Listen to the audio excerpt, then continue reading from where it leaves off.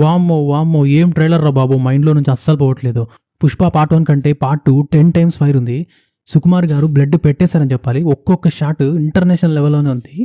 Trailer starting డబ్బు అంటే లెక్కలేదు, పవర్ అంటే భయం లేదని జగపతి బాబు గారి డైలాగ్స్తో స్టార్ట్ అవుతుంది.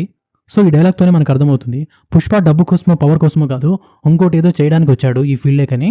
ట్రైలర్ ఫస్ట్ సెకండ్ నుంచి లాస్ట్ సెకండ్ వరకు నిజంగా ఫైరే. పుష్ప పార్ట్ 1లో అల్లు అర్జున్ సిండికేట్ని అయితే తీసుకుంటాడు, కానీ అప్పుడు ఇండియా వైడ్ మాత్రమే అల్లు అర్జున్ సప్లై చేసేవాడు కొంతమంది డీలర్స్తో. ఇప్పుడు ఇంటర్నేషనల్ లెవెల్కి ఈ మూవీని తీసుకెళ్తున్నాడు.